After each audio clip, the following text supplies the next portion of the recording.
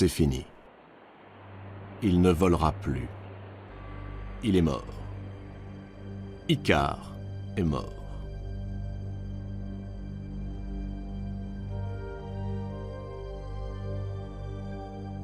Pourtant, Dédale, son père, l'avait prévenu. Il lui avait dit de prendre garde, de se tenir toujours à mi-hauteur des flots et du soleil. S'il volait trop bas, l'écume des vagues alourdirait ses ailes. S'il volait trop haut, l'ardeur du soleil les brûlerait.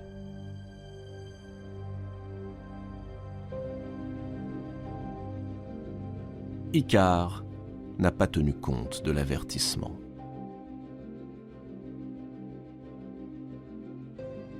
Quelle folle idée tout de même pour un père que de fabriquer des ailes à l'intention de son fils et le pousser à défier les oiseaux. Dédale était peut-être fou ou inconscient pour jouer ainsi la vie du seul être auquel il tenait. Non, rien de tout cela. Dédale était un merveilleux inventeur, instruit dans son art par la déesse Athéna en personne. C'était aussi un brillant architecte, un dessinateur de génie, un sculpteur qui maîtrisait si bien son art que l'on devait, dit-on, enchaîner ses créations pour qu'elles ne s'enfuient pas. Un jour, il fit une statue d'Héraclès si criante de vérité que le héros, la découvrant, se sentit outragé et la brisa.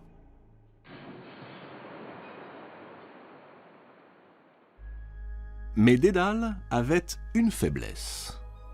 Il était jaloux. Le talent des autres lui était insupportable. Or, voilà qu'un matin, son neveu Talos inventa la scie. Le jeune Talos avait pour cela pris modèle sur l'arête d'un poisson, et il avait ciselé dans le fer une suite de dents. Tout Athènes fut ébloui par cette invention. Dédale, lui, entra dans une rage incontrôlable. Un matin, après avoir conduit Talos sur le toit du temple d'Athéna, il le précipita dans le vide. Puis il se hâta de descendre au pied de l'acropole et enfouit le cadavre de Talos dans un sac avec l'intention de l'enterrer en secret. Mais le crime odieux fut rapidement découvert. Dédale fut arrêté, jugé. En raison des services que ses nombreuses inventions avaient rendus à l'humanité, les Athéniens renoncèrent à l'emprisonner. Ils le condamnèrent à l'exil. C'est ainsi que Dédale et son fils Icare se retrouvèrent en Crète, à la cour du puissant roi Minos. Mais tout cela ne nous explique pas pourquoi Dédale a poussé son fils à voler, prenant le risque de le voir s'écraser. Tout a commencé il y a bien longtemps. Zeus, dont la réputation de charmeur n'est plus à faire, vient d'abandonner sa dernière conquête, une belle princesse phénicienne, Europe. Il avait enlevé Europe sur les rives de Tyr en prenant l'apparence d'un taureau, puis il l'avait déposée dans les montagnes de Crète. Europe lui avait donné 3 beaux enfants, rien que des garçons, Minos, Rhadamante et Sarpédon. Europe ne resta pas longtemps célibataire. Les prétendants se bousculèrent. Tous considéraient comme un grand honneur de séduire celle qui fut l'amante du maître de l'Olympe.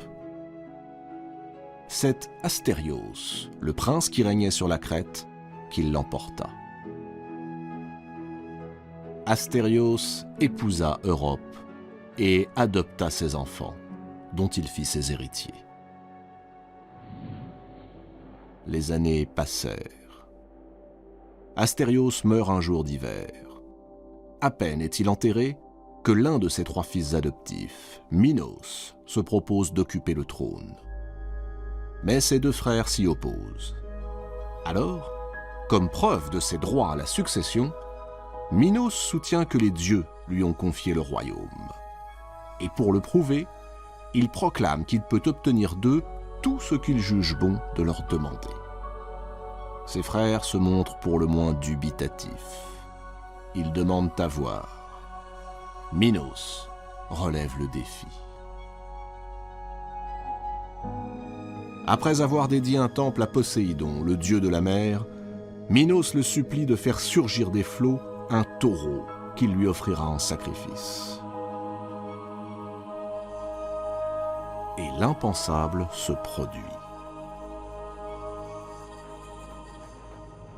Sous les yeux effarés de Rhadamante et Sarpédon et de toute l'assemblée, un superbe taureau d'un blanc éblouissant apparaît au-dessus des flots. Jamais de mémoire d'homme on n'avait vu animal aussi beau. Minos lui-même est ébloui. Sans doute ne s'attendait-il pas à voir son vœu exaucé de façon aussi éclatante. Ses frères s'inclinent devant le prodige. Minos est désormais roi de Crète.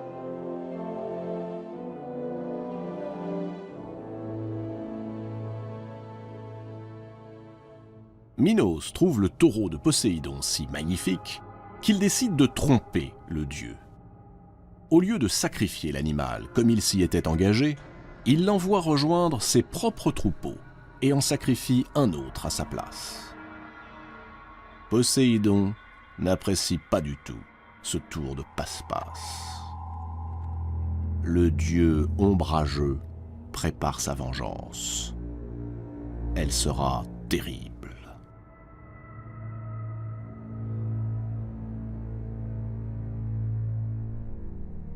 Un roi sans reine n'est pas tout à fait un roi. Une fois sur le trône, Minos prend pour épouse une jeune fille du nom de Pasiphae, ce qui signifie « celle qui brille pour tous ». Pasiphae est la fille du dieu du soleil, Hélios, et de la nymphe Crété. On l'a dite immortelle. On l'a dite aussi magicienne, puisqu'elle se montre capable de tuer toutes les femmes qui cherchent à lui enlever son mari en les couvrant de scorpions et de serpents sortis de son corps. 3 enfants naissent de cette union royale. 2 filles, Ariane et Phèdre, et un fils, Androgée. Le bonheur des souverains est parfait. Mais c'est oublier l'offense faite à Poséidon. Une nuit, le dieu des océans s'introduit dans la chambre de la reine Pasiphae.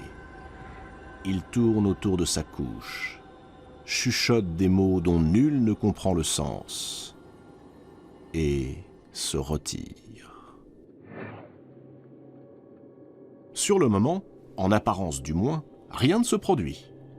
En apparence, car, à l'aube, Pasiphae se réveille et, stupéfaite, se découvre follement amoureuse, prise d'une passion dévorante, irrépressible. À l'égard de son époux? Non. Pasiphae était prise du taureau blanc détourné du sacrifice par Minos. Désemparée, ne sachant comment assouvir le feu qui la consume, ce feu dévorant qui la pousse à s'unir au taureau blanc de Poséidon, la reine Pasiphae se précipite chez Dédale. Depuis qu'il a été chassé d'Athènes, le célèbre inventeur vit à la cour, où il enchante Minos et sa famille avec des poupées de bois animées qu'il fabrique, et 1000 autres prodiges.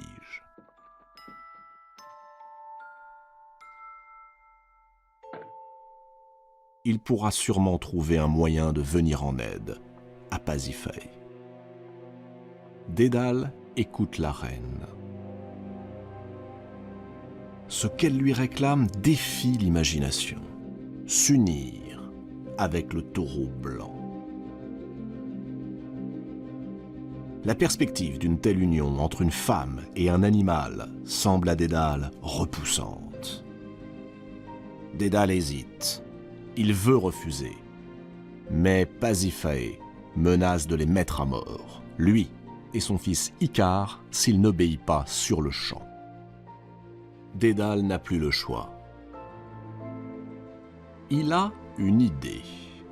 Il construit une vache en bois.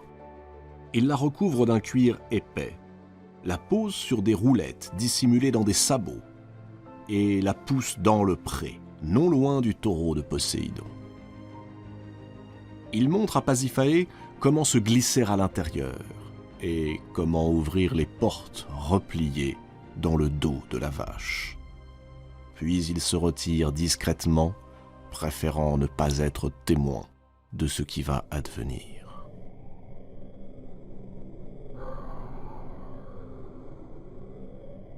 9 mois plus tard, de cet accouplement contre nature, naît une créature terrifiante, un être hybride. Un corps d'homme, aux épaules puissantes, au large thorax, mais une tête de taureau. Les Crétois l'appellent le Minotaure, ce qui signifie le taureau de Minos.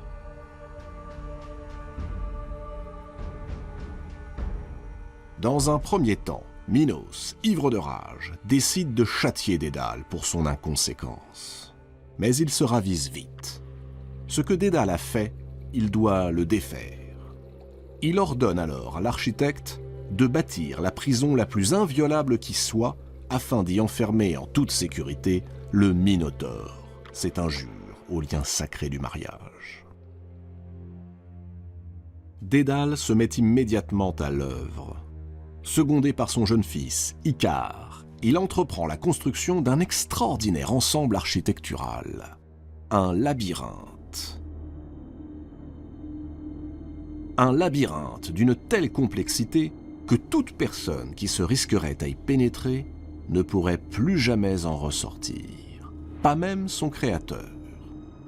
C'est dans cette forteresse à ciel ouvert que Minos enferme le Minotaure.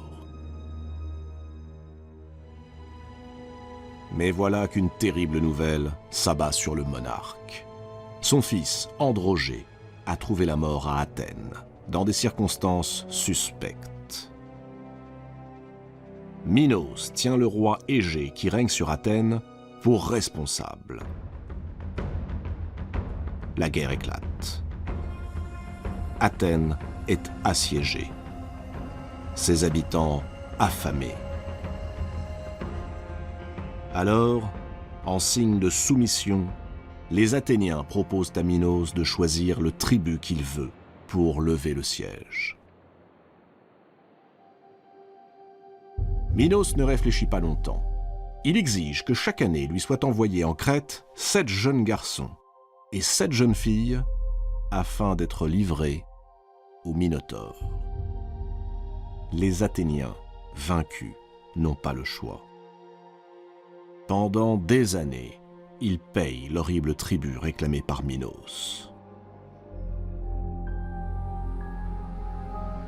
Jusqu'au jour où le jeune Thésée, héritier du trône d'Athènes, décide d'en finir avec le monstre. Malgré les protestations de son père, Thésée se joint aux futures victimes et part pour la Crète, fermement décidé à défier le Minotaure. Une fois en Crète, Thésée est conduit au palais de Minos. La fille du roi, Ariane, en le voyant, s'en éprend aussitôt. Elle ne peut se résoudre à ce que le beau jeune homme soit dévoré par le Minotaure ou égaré dans le labyrinthe. Ariane confie sa détresse au seul homme qui peut l'aider, Dédale. Ce dernier, touché par l'amour et le désespoir de la princesse, décide de lui venir en aide. Ce ne sera pas sans conséquence. Le jour où Thésée doit entrer dans le labyrinthe, Dédale, en toute discrétion, donne à Ariane une pelote de fil. Elle devra la remettre à Thésée. Une fois ce dernier dans le labyrinthe, il n'aura plus qu'à dérouler la pelote au fur et à mesure qu'il avancera, et revenir ensuite sur ses pas pour retrouver le chemin de la sortie.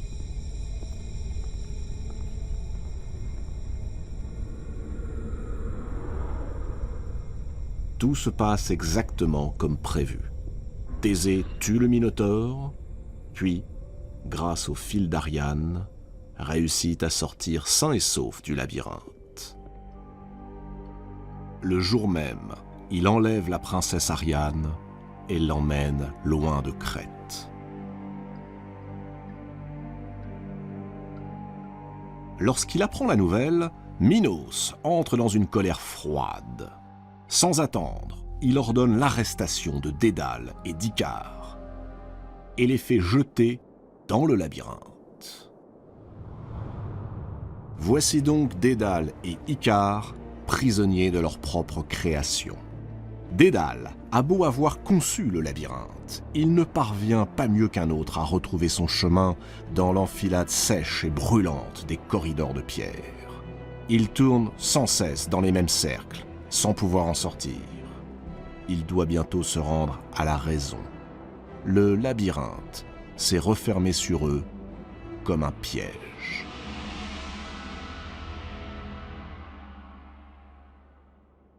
Icare, lui, se désespère. Assis sur le sol poussiéreux, il ne peut rien faire d'autre qu'attendre. Attendre indéfiniment. Regarder la vie s'écouler lentement, inexorablement. Et lorsqu'il se reprend, lorsqu'il se met à chercher une issue à sa geôle, c'est chaque fois la même chose.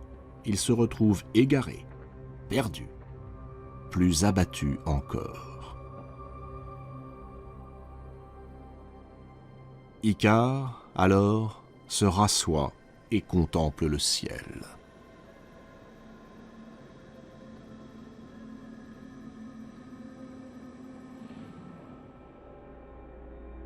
Le ciel, symbole de cette liberté qui lui est dorénavant interdite. Pendant qu'Icare songe et se désole, Dédale, lui, réfléchit.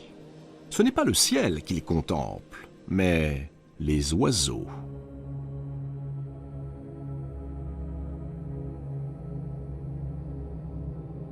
Au-dessus de lui, il tournoie, il plane, décrivent de grands cercles, montent à l'assaut des nuages, se poursuivent dans un ballet plein d'élégance et de légèreté, puis viennent délicatement se poser sur les hautes murailles du labyrinthe. Une idée germe dans l'esprit de Dédale. Certes, on ne peut espérer escalader les murs du labyrinthe, mais il existe un autre moyen de s'évader. Un moyen audacieux et que le vieil ingénieur est prêt à tenter. Il tire Icare de sa torpeur et lui dit, en pointant la main vers les nuages, « C'est par le ciel que nous partirons. »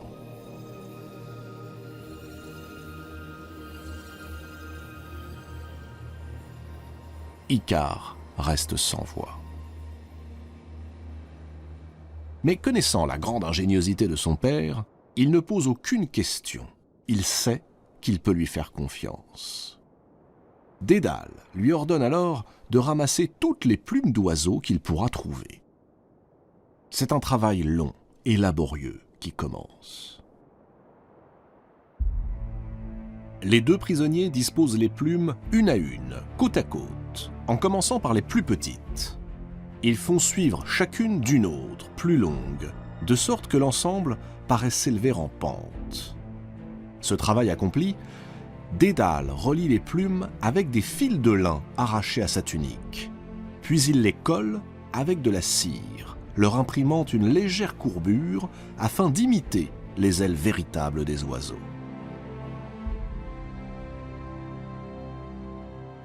Icare fait de même, ignorant qu'il est en train de fabriquer l'instrument qui va causer sa perte.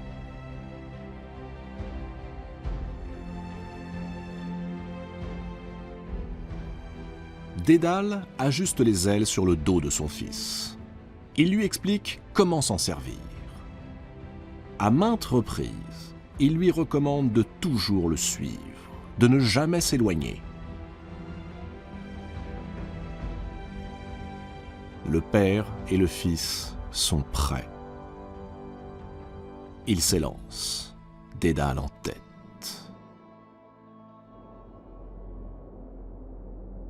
Les voilà qui s'élèvent, montent, gravissent les marches du ciel. Le labyrinthe s'éloigne. De temps à autre, Dédale se retourne pour s'assurer que son fils le suit bien, qu'il conserve toujours sa trajectoire. Icare, tout à son bonheur, vole de plus en plus librement. Sa jeunesse le rend téméraire. Icare monte de plus en plus haut. Peu à peu, il quitte le sillage de son père. Dédale s'en aperçoit. Il crie, l'implore. Mais la voix du vieil homme est emportée par les vents. D'ailleurs, Icare, abandonné à l'ivresse de son vol, n'entend plus rien. Il est tout à son ascension. Pourquoi rester dans l'entre-deux ? Pourquoi suivre la voie médiane quand c'est tout le ciel qui s'offre à nous ? Aller plus loin, toujours plus haut, jusqu'à l'infini. Pendant quelques instants, Icare règne sur le monde. Il vole. Tout lui semble possible. Mais plus il s'élève, plus la cire, chauffée par les rayons du dieu soleil, commence à fondre.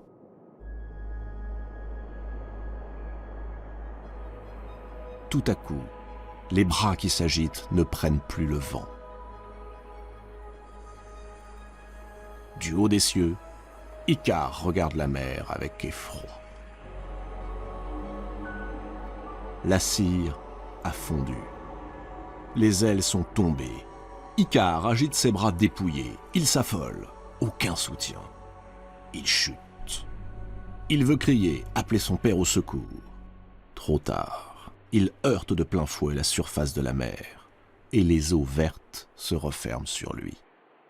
Ces eaux, sur lesquelles flottent tristement quelques plumes, porteront désormais le nom de l'infortuné fils de Dédale, la mer icarienne.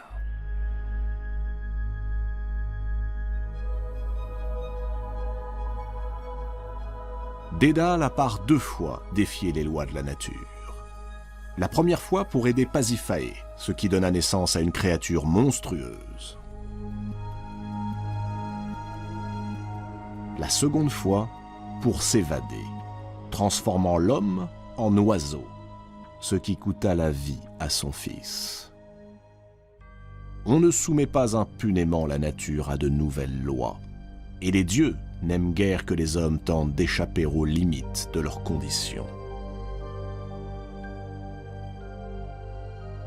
Voilà ce que le vieux Dédale comprit lorsque, torturé par la douleur, il posa le pied sur une petite île aride, loin de Crète, qu'il rebaptisa Icarios, en ultime hommage à son fils perdu. Depuis des siècles, les marins et les voyageurs qui traversent la mer icarienne s'interrogent sur le vol d'Icare. Sommes-nous si différents d'Icare, de cet enfant qui vivait dans une prison à ciel ouvert et rêvait de s'envoler vers un ailleurs qu'il imaginait meilleur? Icare n'a peut-être pas chuté pour avoir perdu tout sens de la mesure. Son père, Dédale, était un être astucieux mais prudent, observateur et inventif, mais adepte de la raison. Icare, malgré les avertissements, malgré les remarques de son père, est resté sourd à la voix de l'expérience. Mais nous savons bien que l'expérience est une lumière qui n'éclaire que soi-même.